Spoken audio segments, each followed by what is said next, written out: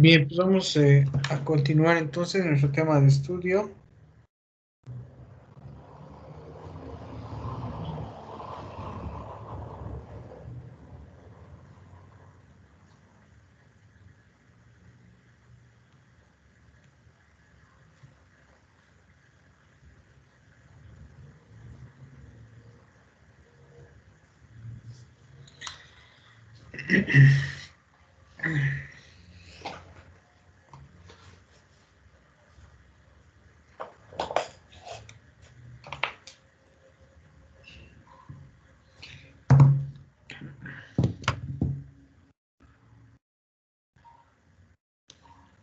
Bien, recuerden que en la última sesión platicábamos acerca de la diferencial, lo cual en este caso, al tratarse de ecuaciones, o bueno, mejor dicho, de funciones, de varias funciones vectoriales de una variable real, eh, en la última sesión platicábamos acerca de esta representación geométrica. Aquí nuevamente tenemos la figura número 11.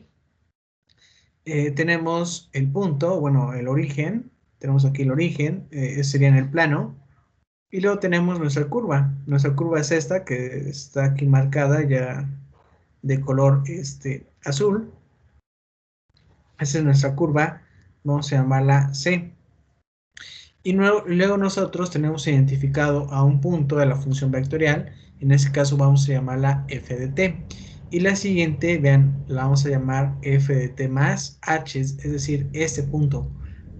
A la diferencia que tenemos entre f de t y f de t más h la vamos a llamar incremento, en este caso de la función f. Y también tenemos aquí una recta, es una recta tangente. Podemos observar que en esta recta tangente tenemos aquí un vector, tenemos este vector, tiene esa flecha, y también podemos observar aquí, si quito esta parte, otro vector.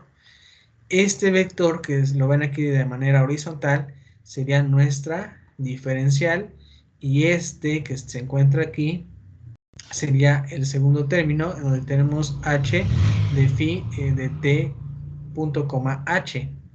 Entonces aquí ya tenemos representados los vectores. Tenemos aquí 1, tenemos 2, tenemos 3, 4 y 5. Tenemos aquí entonces 5 vectores. Recuerden quiénes son: f de t, el siguiente es f de t más h, el tercero sería el incremento entre este punto f de t y f de t más h, y luego tenemos ya los siguientes que se encuentran como expresadas como la diferencial, y en este caso tendríamos h de phi. Entonces, de esta manera nosotros podemos observar la diferencial. ¿Qué es lo que estamos nosotros identificando, o cuando mencionamos de calcular esa diferencial? Prácticamente sería este vector. Este vector, pues depende de la cantidad de funciones componentes que tengamos en nuestra función vectorial. Y recuerden que de ahí tenemos también la recta tangente. Bien, nosotros, es una nueva notación, esta D, F negrita. Recuerden que D es diferencial, y esta F que está un poquito más negrita se refiere a nuestra función vectorial. Recuerden que la función vectorial ya tiene una gran cantidad de funciones componentes y se puede expresar de esta manera. En la práctica es común usar esta diferencial de t en lugar de ¿quién? De h, para que nosotros podamos abreviarla de esta manera. La diferencial de t punto coma h por esta diferencial de la función vectorial f. Entonces vamos a reemplazar esa notación por esta.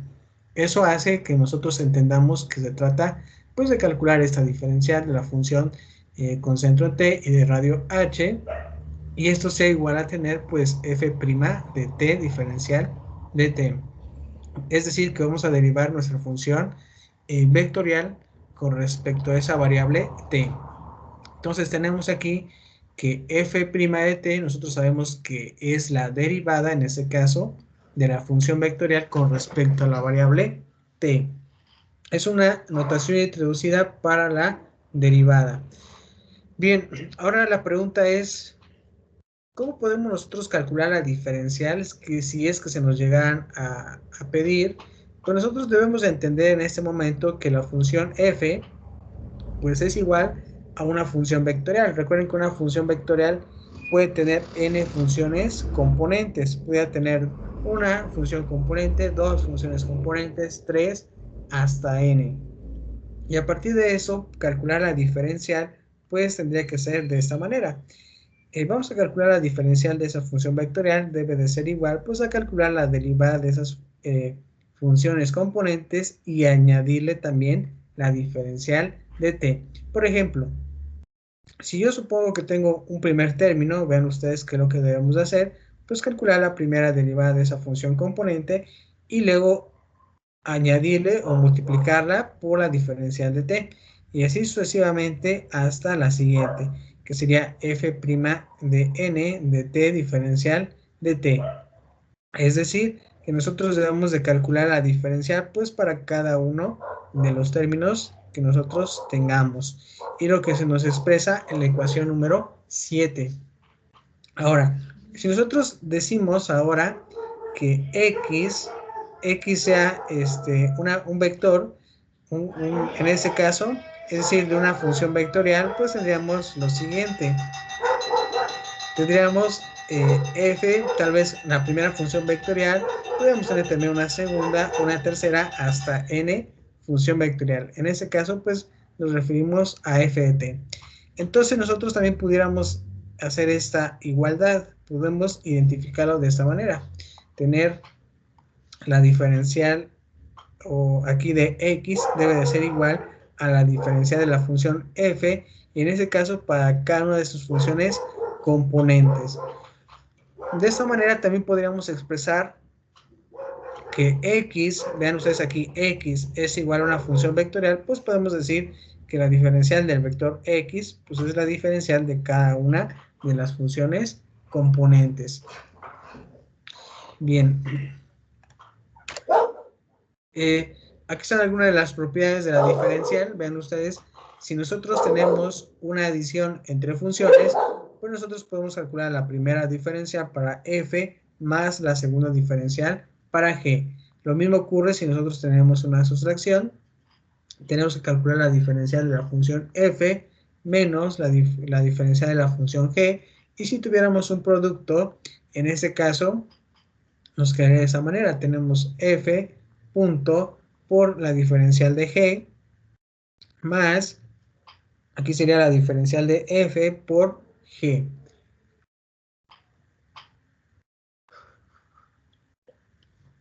En el siguiente tenemos ahí ya un producto cruz. Calcular la diferencial de ese producto cruz, pues tendríamos lo siguiente, f cruz diferencial de g más la diferencial de f cruz g, y luego tendríamos aquí la de las funciones compuestas. En este caso tenemos phi por f, pues nos quedaría que calcular su diferencial, tendría que ser phi por la diferencial de f más la diferencial de phi por f. E incluso tenemos aquí eh, d f círculo phi, que sería lo siguiente, calcular la derivada de la función f círculo phi por la diferencial de phi. Ok. Entonces, esas son las reglas para que nosotros podamos calcular la diferencial. Ok, entonces si nosotros decimos que x es igual a f de t, t sea igual a una función de phi de u, entonces nosotros podemos calcular lo siguiente. Podemos decir que f, en este caso, estamos hablando de la función compuesta, f círculo, en este caso phi, que sería f de phi u, pues debe de ser igual a g de u, en donde pues g debe de ser f círculo phi.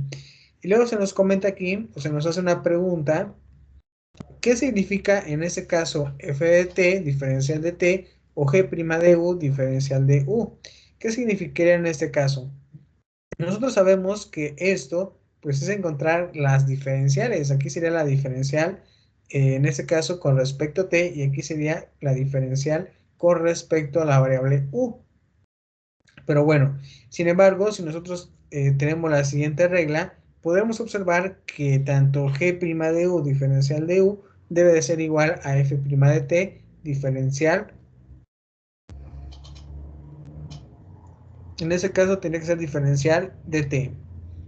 Pero vean, nosotros sabemos que t aquí en nuestra variable en una función f de t, y que además u pues debe ser una función en este caso también para t, incluso para f de t. Entonces encontrar esas diferenciales deben de ser en este caso iguales si es que hablamos de una función compuesta, en donde una función compuesta pues tenemos la variable t que está siendo sustituida por una nueva variable que sería u. Bien, tenemos también el siguiente ejemplo, en donde ya se nos piden pues encontrar la diferencial de esa función vectorial. Si ustedes identifican, tienen una, dos, tres funciones componentes, y nuestro trabajo es entonces encontrar la diferencial en la variable t de cada una de esas funciones de acuerdo a la definición que hemos visto anteriormente. Y para ello, de acuerdo al teorema 6 que estudiamos, pues tenemos que calcular f' de t. Recuerden ustedes que en este caso tenemos que hacer lo siguiente: derivar, vamos a derivar t por el seno de t, vamos a derivar también t cuadrada, t coseno de 2t. Recuerden aquí que t por el seno de t es un producto entre dos funciones que contienen la variable t, por eso podemos aplicar la regla del producto que me dice que si este es u y este es v, pues sería u, que sería t por la derivada de quién. Entonces aquí por eso escribimos la derivada del seno de t más, tenemos aquí en este caso u', recuerden que u vale t, si derivamos con respecto a t quedaría dt sobre dt, ¿por quién? Por el seno de t, y en el caso de la siguiente derivada de t cuadrada nos está dando 2t, y en la siguiente nuevamente tenemos un producto entre funciones. Nuevamente ustedes identifican quién es u y quién es v, y tendríamos lo siguiente: tendríamos u, que sería t por la derivada de quién, de v, más, en este caso, u por v. Aquí sería u'. Entonces, aquí nos quedaría t, la derivada de seno de t me está dando coseno de t, aquí me está dando 1, la derivada, bueno, aquí la derivada de t es 1 por el seno de t, luego me está quedando 2t, luego aquí me está quedando t menos 2t seno de t, y en el siguiente me queda al final coseno de 2t. Entonces, de esta manera nosotros podemos ahora escribir. Recuerden que aquí solamente hemos calculado la derivada, pero nos hace falta escribirla de acuerdo a la siguiente notación. La diferencial de la función f es igual a ¿quién? Al primer término que tenemos aquí, aquí lo expresamos y luego lo multiplicamos ¿por qué? Por la diferencial de t. En el segundo tenemos 2 veces t por la diferencial de t, y en el tercero nos quedaría menos, que sería estos dos términos aquí. Entonces sería menos 2t seno de 2t más coseno de 2t por la diferencial de t. Entonces recuerden primero derivar y después añadir estas diferenciales de t. Ese sería el siguiente paso para tener completadas nuestras diferenciales. Bien, entonces esta sería la parte de cómo calcular diferenciales. Vean, no es muy complicado, solamente seguimos o cumple parte de las reglas ya estudiadas en nuestro curso número 1 de cálculo diferencial. Entonces yo no le veo mucho problema en esa parte de las diferenciales. Implica nuevamente pues calcular derivadas. Derivadas en este caso, pero a las funciones, cada una de las funciones componentes. Bien, recuerden que para calcular la diferencial, pues tengan a la mano sus tablas de derivación para que sea un poquito más rápido ustedes sus cálculos. Bien.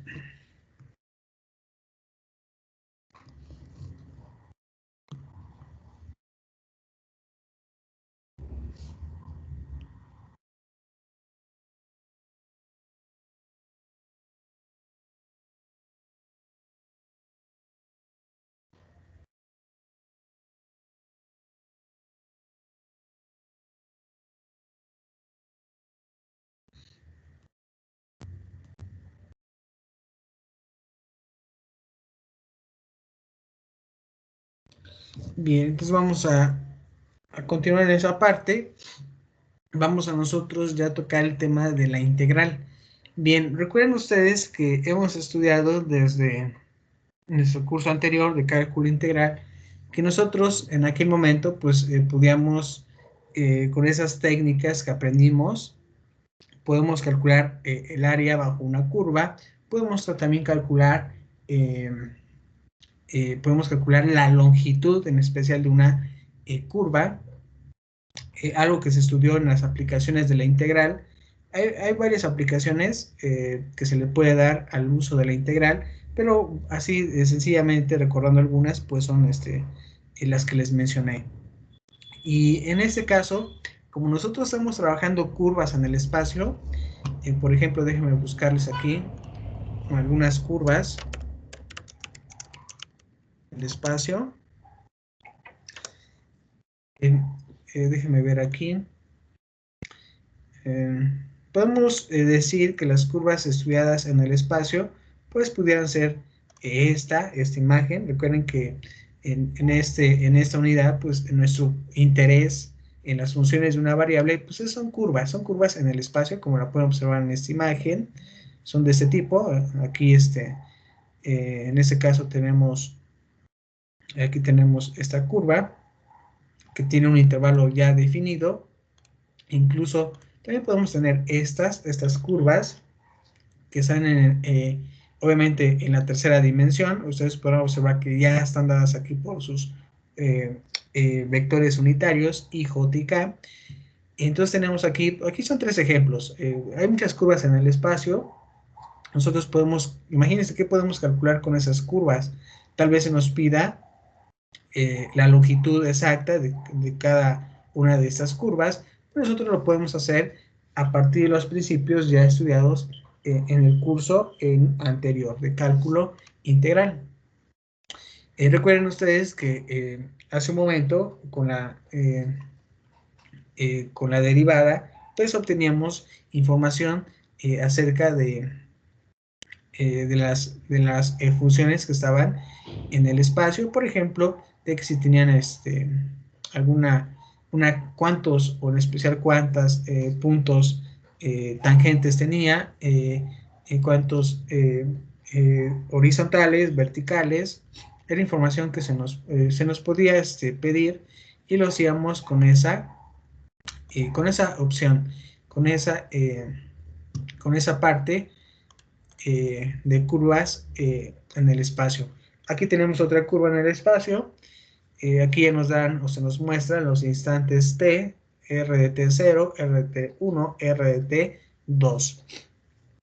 Además nos muestra aquí la flecha, en qué sentido se empieza a mover esta partícula. Podemos decir, si hablamos de física, esa partícula pues en esa trayectoria. Recuerden también que nosotros definimos que esta trayectoria también está dada por una ecuación de posición, en donde la función vectorial es esa ecuación de posición f de t. Y si nosotros derivamos una vez, encontraríamos en ese caso a qué velocidad se encuentra en un instante t. Ok. Bueno, estos son algunos ejemplos de curvas en el espacio. Estas, por ejemplo, esta que ven aquí, es lo que vamos a estudiar en la siguiente unidad, pero eso ya son superficies curvas. Ahí no se van a confundir cuando ustedes traten de investigar curvas en el espacio. Las curvas son estas que les acabo de mencionar, pero esta es una superficie. Obviamente con el concepto de curva. Bien, entonces nosotros vamos a estudiar esos problemas y vamos a intentar pues aplicar los conocimientos que ya hemos adquirido para este nuevo tema, en especial de las funciones en el espacio. Ok. Entonces, nosotros aquí tenemos la definición 16, en donde se nos dice que si nosotros tenemos una función vectorial, recuerden que una función vectorial está por n funciones componentes, no sabemos cuántas, pudieran ser 2, pudieran ser 3, de acuerdo a su problema y a la función que se les proporcione, pues de una variable real, pues debe estar definida en un intervalo cerrado. Ahora, la pregunta es, ¿cómo calculamos una integral?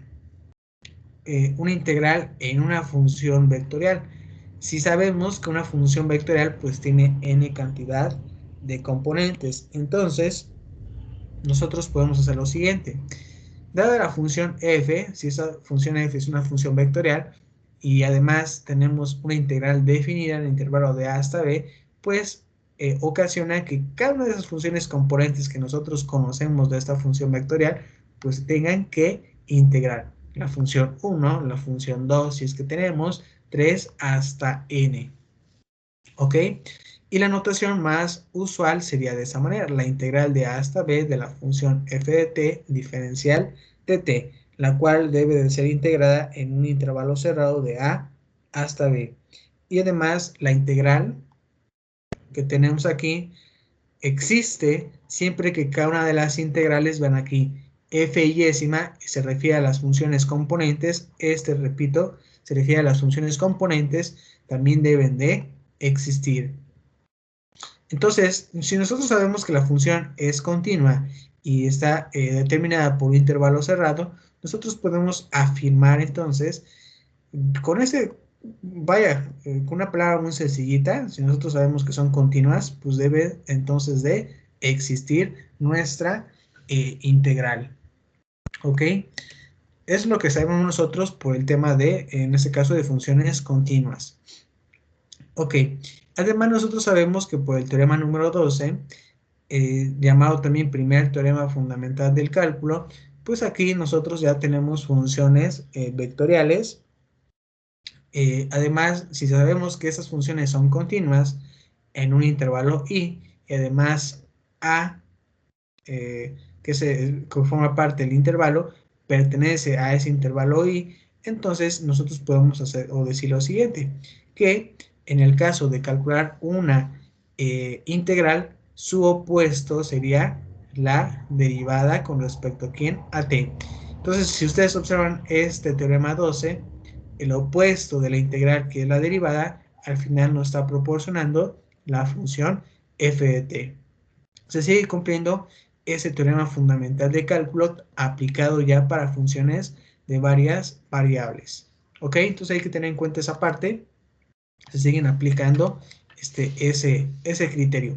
Además, el teorema número 13, que sería el segundo teorema fundamental del cálculo, pues se nos dice lo siguiente: si nosotros tenemos f mayúscula funciones, en donde obviamente recuerden que es una función vectorial, y vemos que esa función f mayúscula tiene una gran cantidad de funciones componentes, pudiera ser 2, 3, 4, hasta n, y además sabemos que tienen una derivada, el cual esa derivada es continua en un intervalo i. Entonces, para todo valor a, b que pertenece a ese intervalo i, pues podemos decir que calcular esta integral definida de f mayúscula prima, pues basta con evaluarla de la función f mayúscula de b menos f mayúscula de a. Es decir, vamos a seguir utilizando esas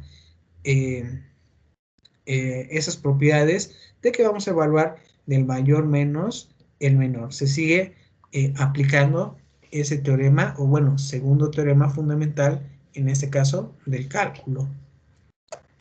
Ok. El teorema número 14 se nos afirma lo siguiente, que si además f es continua en un intervalo i, y además un instante t0 pertenece a ese intervalo i, y si x0 es un vector cualquiera, entonces hay una solución en i de la ecuación diferencial x' es igual a f, que satisface la siguiente condición. Tenemos aquí x de t de 0 es igual a x0. Y la solución tendría que ser la siguiente. Tenemos aquí x de t es igual a x0 más la integral de t0 a t de f. Bien, aquí me voy a detener un momento, porque a partir de este momento nosotros en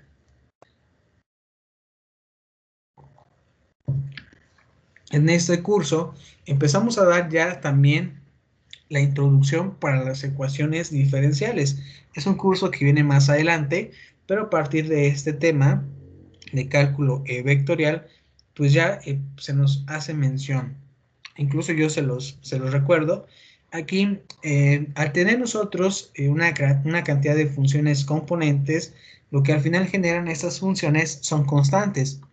Imagínense que esas funciones no estuvieran definidas en un intervalo, como lo conocemos actualmente, que es, o en este caso por los teoremas, de A hasta B.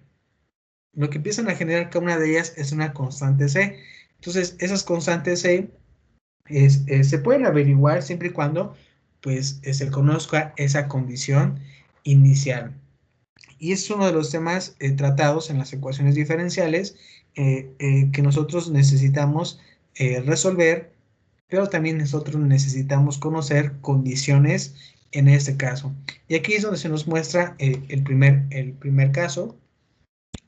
Aquí, para poder solucionar esta ecuación diferencial, pues necesitamos conocer pues, esta condición que le corresponde x en el instante t0, que es igual a ¿quién? A x0. Y de esa manera nosotros podemos hallar esa solución. Aquí en este caso me interesa calcular x de t. Y esta x de t pues debe de ser igual a x0 más esa integral de t0 hasta t por parte de la función, en este caso vectorial. Entonces aquí tenemos los intervalos de t0 hasta t, ¿ok? Entonces debe de ser esta una solución por parte del teorema número 14. Ahora, aquí está la demostración. Ustedes pueden observar aquí que si nosotros queremos integrar esto, la función f, recuerden que sería x', y esto hace que nosotros lleguemos a evaluar x de t menos x de t0.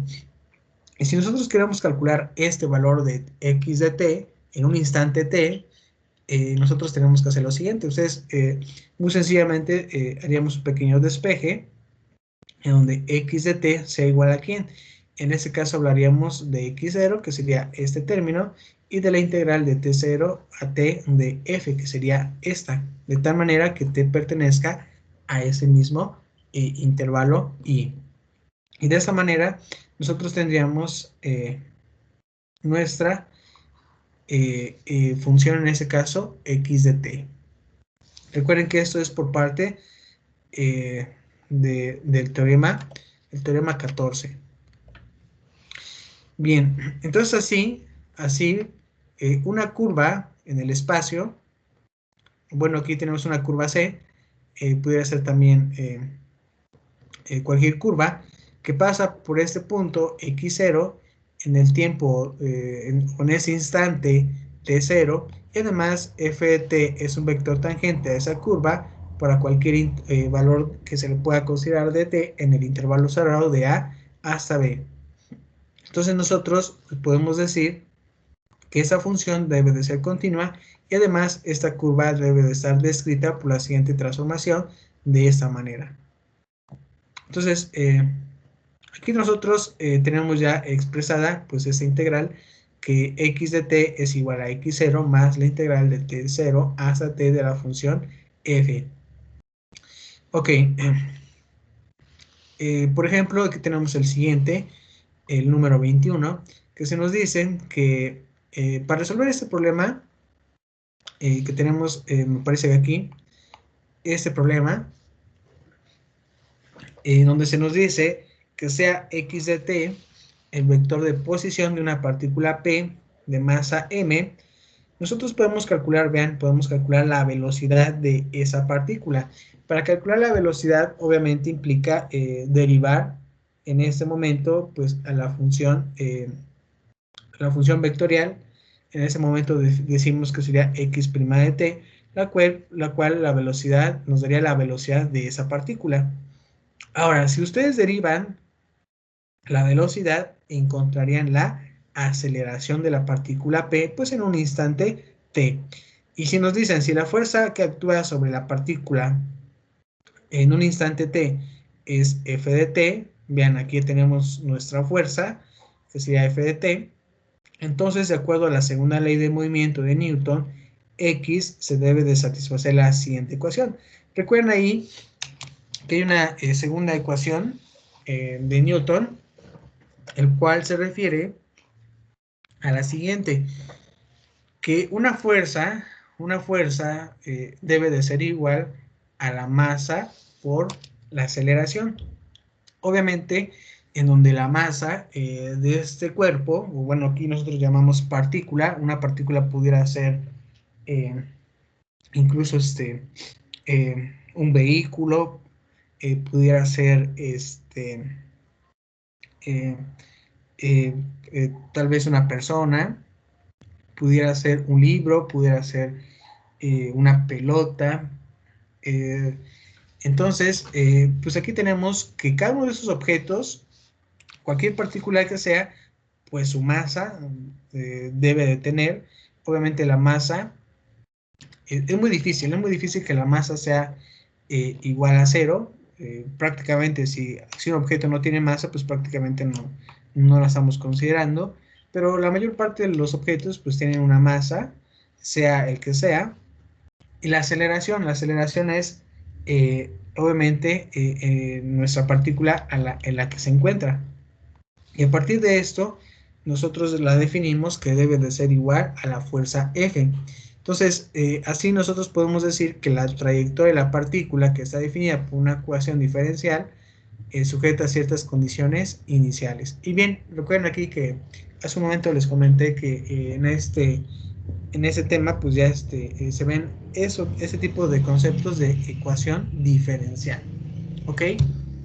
Pero bueno, ese tema es vamos a decirlo de otro costal de harina, pero pues no es de nuestro interés ahorita por el momento trabajarlas.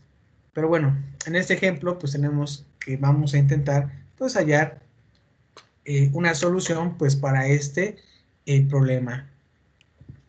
Bien, entonces no teniendo en cuenta la fricción, porque es algo que también se debería de verificar cuando resolvamos problemas de física, la fricción, por ejemplo, en la caída de los cuerpos, en caída libre, hay una fricción.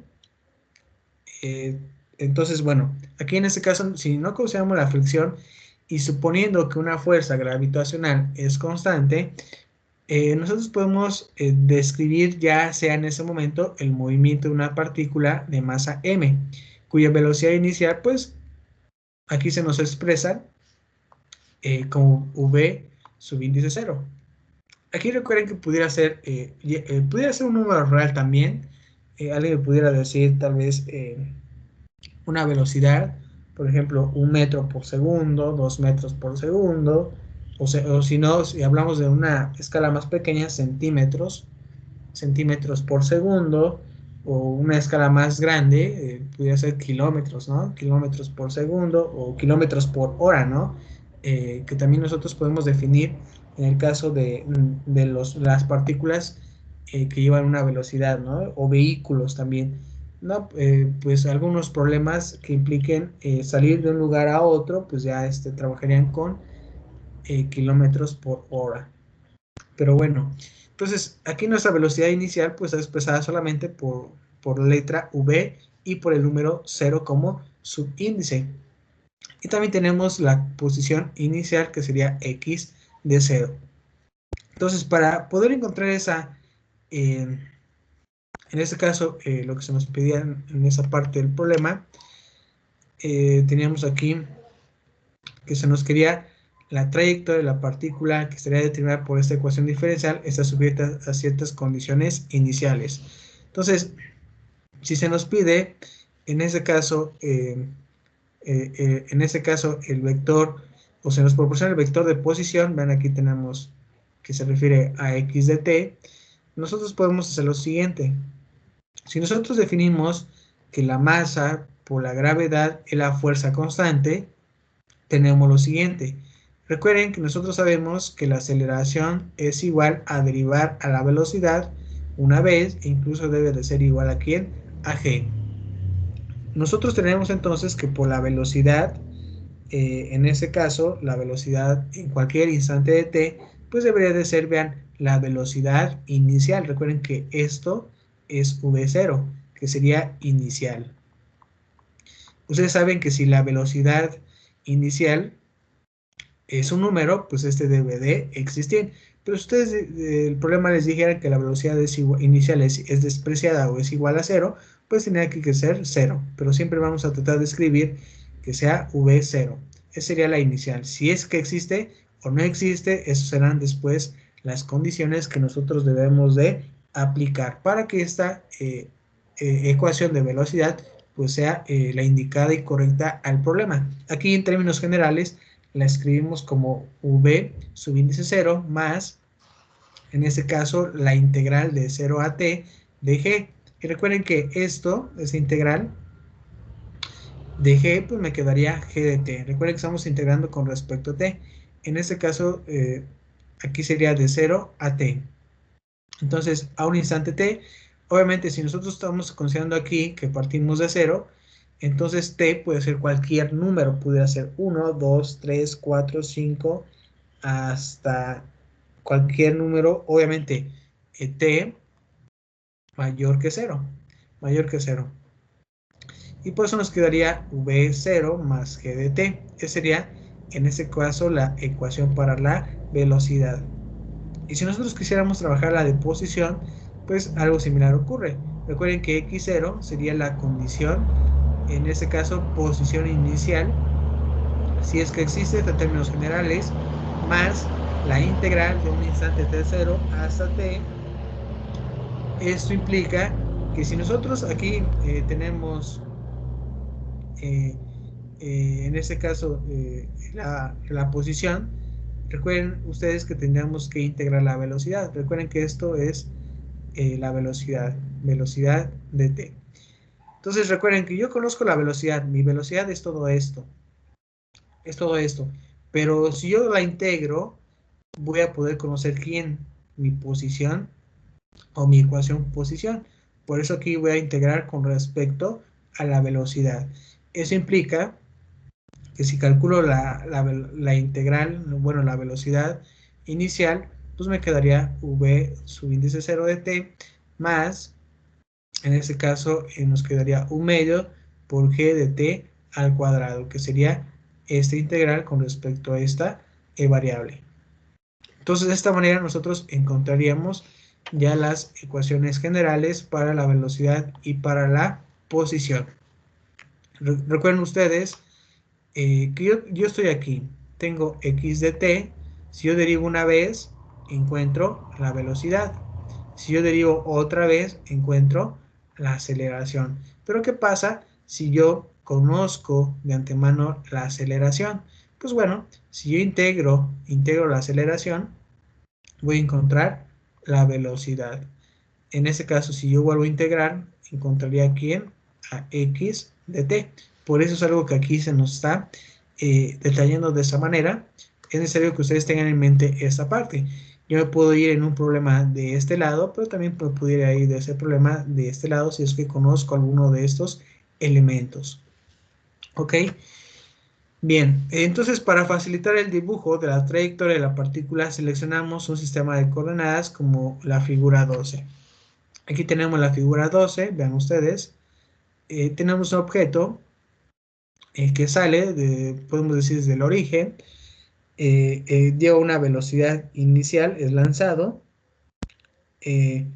Imagínense ustedes, si es que les llama la atención el deporte del golf, vamos a suponer que aquí una persona llega y le pega. Entonces esa pelota, a pesar de que está en una posición, vamos a llamarlo cero, porque está en el origen, pues tiene una velocidad, porque fue golpeada con una velocidad, por eso tiene este vector v0. Ese nos expresa la velocidad inicial. Entonces, ese objeto, bueno, o mejor dicho de otra manera, esa partícula, pues tiene esa trayectoria, vean ustedes, hacia arriba, va a haber un punto máximo. Es decir, este punto se refiere al punto que puede llegar de mayor altura con respecto a quién, con respecto, podemos decir con el plano, en este caso, x, z, ¿sale? Obviamente, la altura debe de ser la mayor para el eje Y. Entonces, cuando esta partícula llegue a su punto más alto, ahí empieza a descender. Entonces, vean, desciende a partir de este punto hasta llegar al suelo. Entonces aquí tenemos esta trayectoria, obviamente si ustedes observan es una curva esta parte, es decir, una función vectorial. ¿Ok? Bien. Entonces, observando esta parte, pues nosotros podemos identificar aquí que el punto de llegada tiene esas coordenadas. Tiene, podemos decir aquí en X, esta pudiera ser, esta es X, esta es Z y esta sería Y. O a ver, déjenme revisar cómo la tienen, cómo tiene su trayectoria. X, tenemos X, ok, sería, tiene la velocidad aquí, tiene coordenadas, este también tiene 3, 1, 2 y 3, pero este es 0 y este también es 0, ok, entonces sería, como son ceros, ok, podemos decir que sean X, entonces sería así, entonces tendríamos que decir que este tiene C1, C2 sobre G, en una componente, en la segunda tendría C2 al cuadrado sobre 2 veces la gravedad, y luego tendríamos 0. Ok, sí, ese tenía que ser Y, este también tendría que ser Y. Tenemos aquí entonces, se está moviendo en el plano Y, en el eje X. Ok, sí, es correcto, sería X, X y sería Z. Y ese sería Z. Así están. Tenemos X, Y y Z. En Z no tenemos absolutamente nada porque no se está moviendo en esta dirección, sino que se está manejando en el eje X y en Y. Por eso Z es igual a ¿quién? A 0. Ok, bien. Entonces, de esta manera nosotros podemos observar que nuestro vector, o bueno, la posición es desde el origen, es un vector con 3 componentes en ceros, y que la gravedad, vean ustedes aquí es igual, es 0, menos g, 0, y la velocidad pues tiene una constante 1 y una constante 2.